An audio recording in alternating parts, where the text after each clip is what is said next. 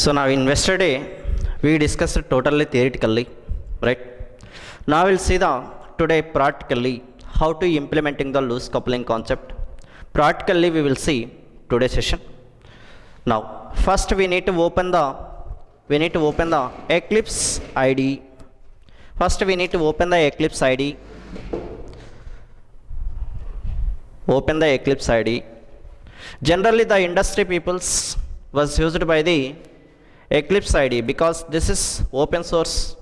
Open source means everybody is going to be download and everybody is going to be working on that IDE.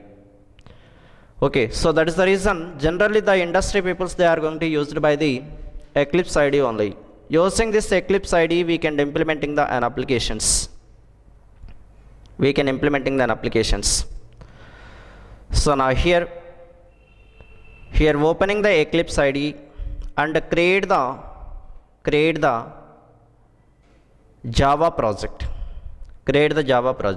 Now opening the Eclipse IDE and create the Java project.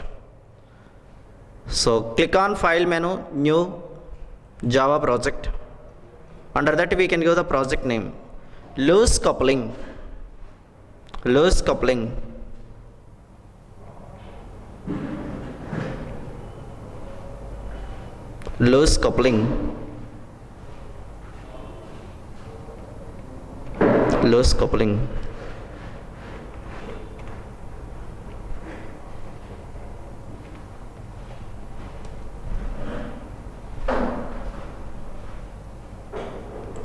click on next button and finish. Now next what we have to do, we need to add the jar files. Spring jars we need to add the spring jars.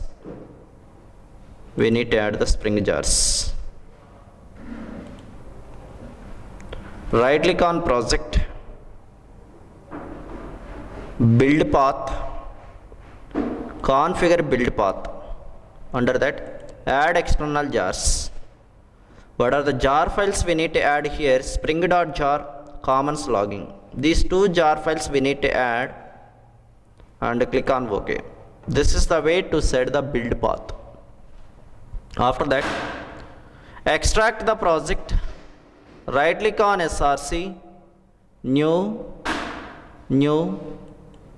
class. Before that we have to take the two interfaces, right? So now here interface. First I am going to take here what? Journey interface. Journey. Finish. Now here under journey interface we have to take one method, that is public void start journey.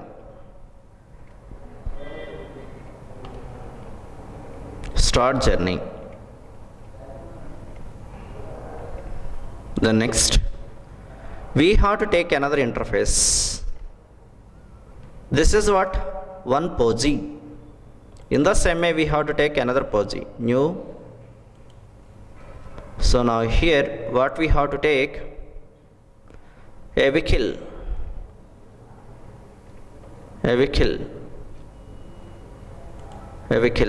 Under that we have to take one method, public void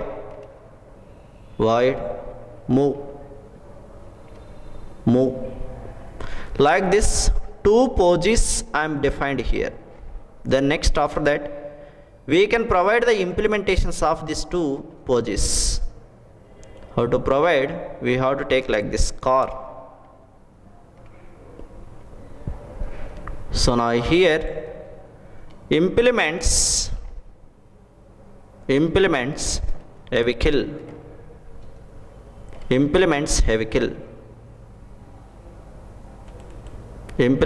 vehicle. Under that we can define private string fuel type. The next private int max speed.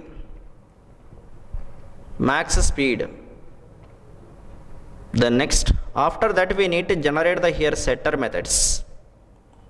Because I am following here setter injection, that is the reason we need to generate the setter methods.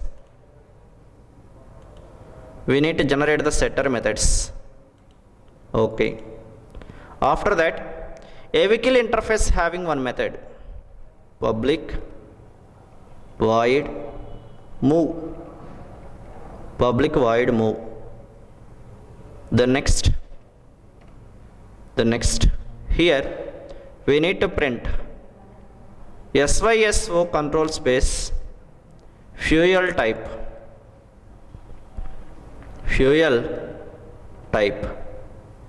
then plus fuel type.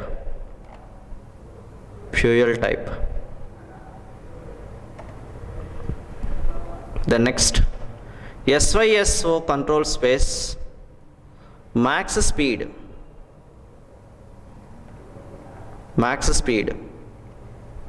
plus max speed. The next, system.out.println car is started.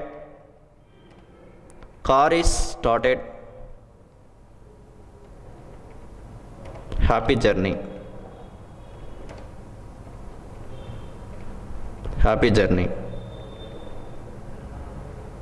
The next, we need to define the same interface. We need to implementing to the another class, that is motorbike.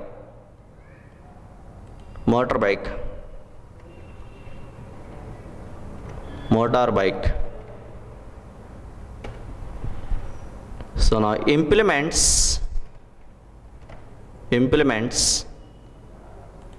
a vehicle. The next, private into max speed.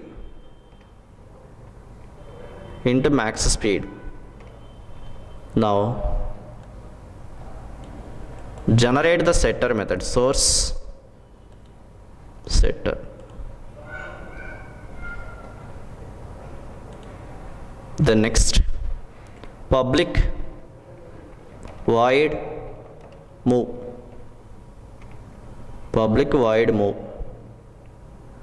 The next, system.out.println fuel type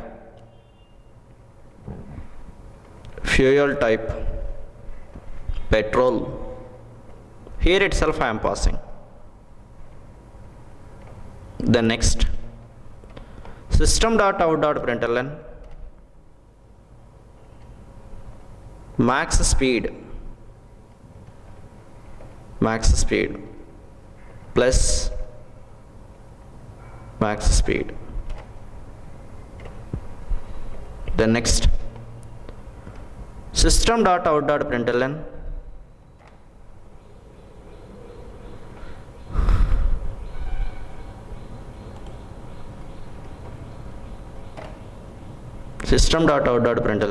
motorbike is started.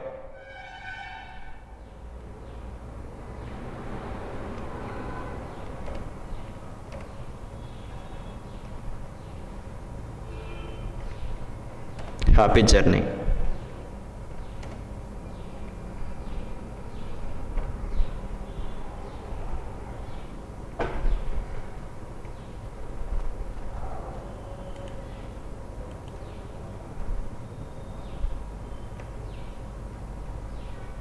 The next, we need to provide the implementation of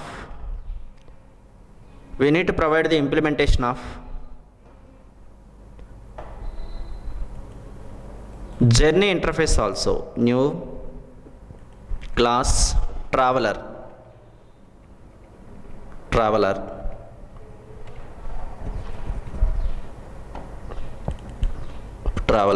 Under that, implements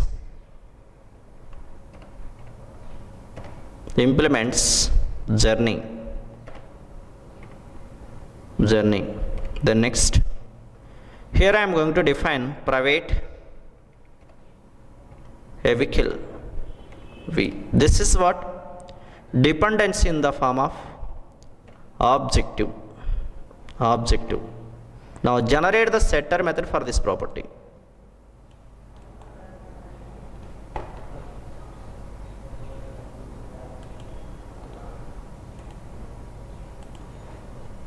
Then next, journey interface having one method, that is StarJourney. We need to provide in the implementation of that method public void StarJourney.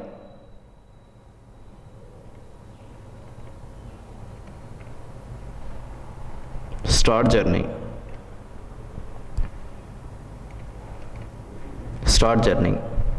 So under that, system.out.println journey is started. Journey was started.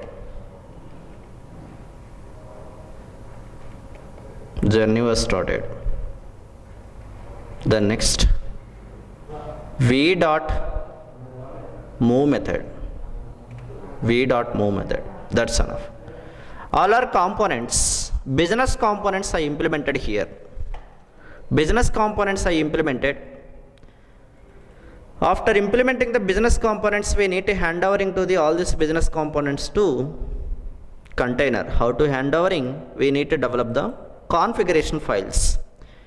If you want a single configuration file, then we can define all the classes in a single configuration file. If you want multiple configuration files also, we can take, not an issue. So now here I am going to define two configuration files here, spconfig.xml. So under that, first of all, we need to place the DTD. Take that DTD from the net. Otherwise, take the existing applications DTD and we can paste here.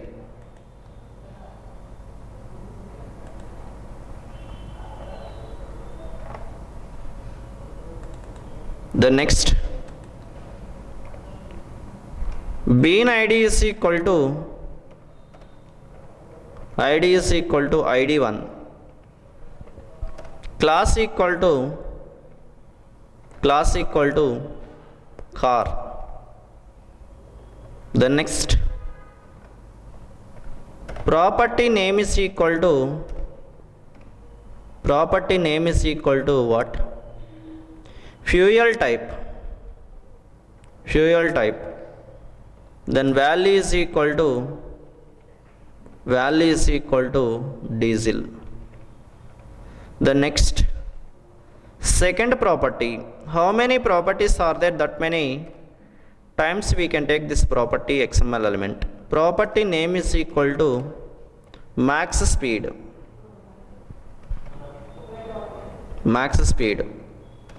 Then value is equal to 100. The next, close the bean. The next, one more bean is there. Bean ID is equal to ID2. Duplicate IDs doesn't allowed within the same XML file. Class equal to motorbike. The next, how many properties are there? Only one property is there, that is property name equal to max speed.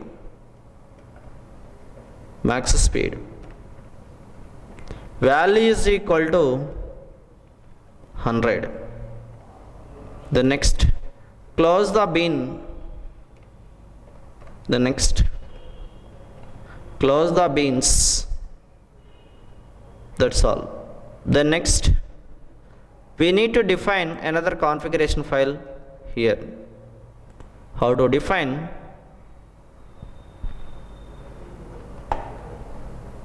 Right click on SRC, under that new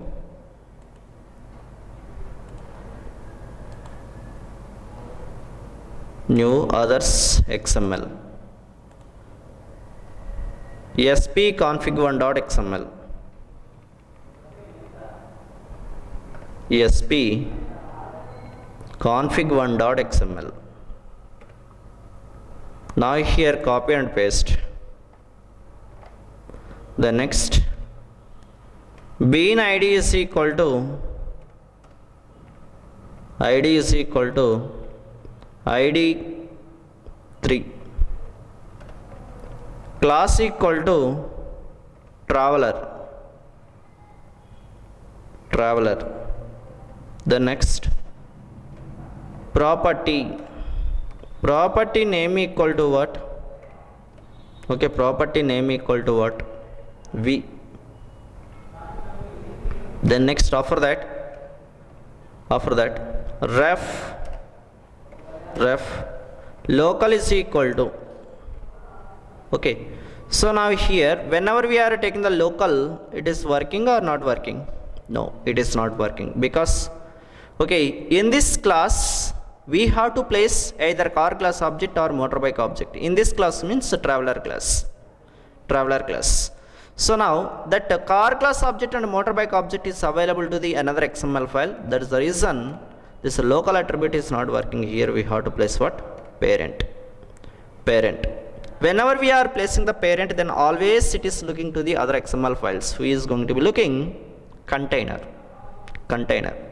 So now id1 I am placing here. Whenever we are placing id1, then Spring container is going to be creating the car class object, and it is going to be placed into that class object inside the traveler class. Close the bean. Then next close the beans. This is the way to define the configuration files. If we want to define this configurations also inside the Spring configuration same XML file, we can define, not a issue. Now after defining all the components in configuration files, the next what we have to do, testing purpose we need to develop the client application.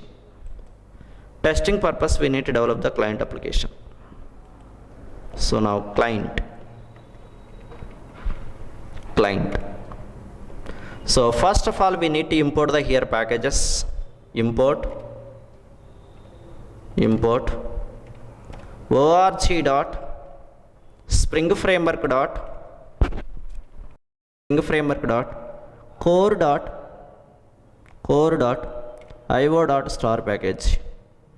The next import org.springframework.beans.factory. The next import org.beans.beans.factory.xml.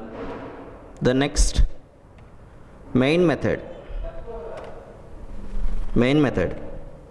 The next resource res is equal to new class path resource.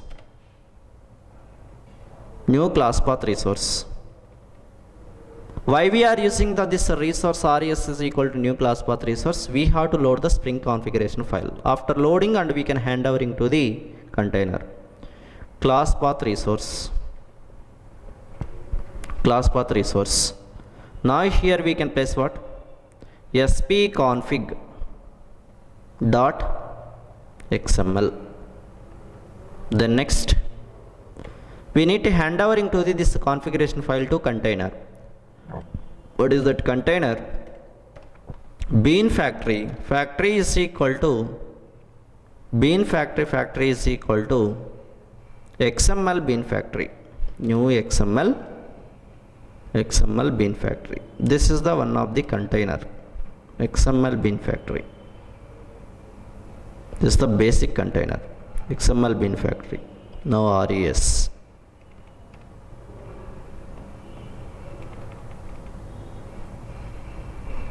Then next after that, one configuration file I loaded. Then one more configuration file is there. That configuration file also we need to load here. How to load?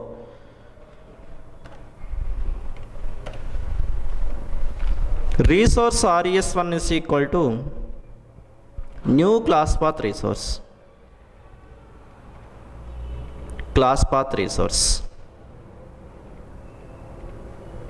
new class path resource. Under that we can take what? sp config1.xml, sp config1.xml. Then next, bean factory 1 is equal to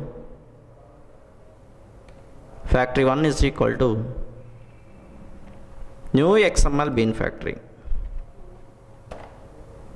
new xml bean factory.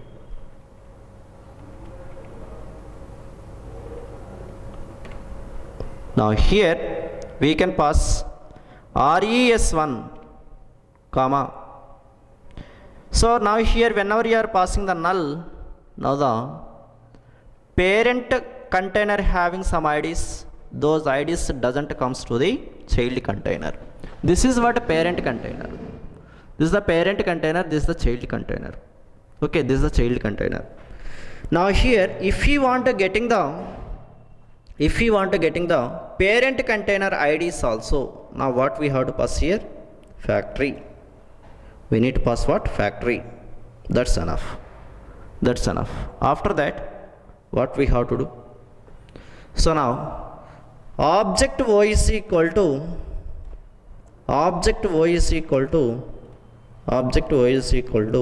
factory1 dot get bean of id 3, get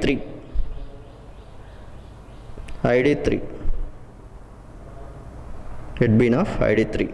Then next after that what we have to do? journey j is equal to journey of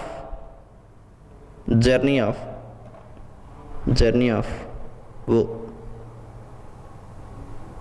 That's enough. After that j dot start journey. Over. This is the way to implementing the client application. Now just observing here, right click on this client, run as Java application.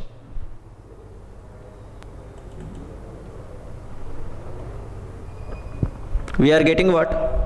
Journey was started, fuel type is diesel, and max speed is what? 100. Car is started, happy journey.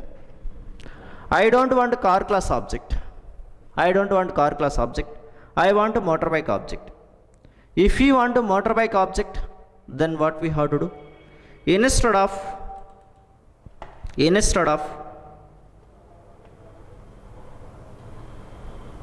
car class object, we can place here what? Motorbike object. Instead of id1 we can take what? id2. Is it required for compilation? No, it is not required. If you are compiling, then what is the loose coupling? There is no loose coupling here. We no need to compile, we no need to touch our code. Without touching our code, instead of car class object, I want to place the motorbike object. Now we'll see here, previously what is your output? Previously car is started, happy journey. That means car class object is going to be placed into the inside this traveler class. Now instead of id1 I am going to place here id2. Can I place here bean? Yes, we can place bean, not an issue. Now go to the client application, right click, run as Java application. Now we'll see, motorbike is started, happy journey. Previously car class object is coming here, but now here motorbike object is coming. Like this, either car class object or motorbike object we can place without touching our existing code. Whenever we are placing like this, whenever we are getting like this, we are achieving the loose coupling between an application. In real time 100% they are going to use this loose coupling concept and they are going to implementing an applications, right? So now so far we observed dependency in the form of primitive as well as string based values. The next, dependence in the form of objective. Now we'll see the dependency in the form of collections. Now we'll see the dependency in the form of collections. Now how it is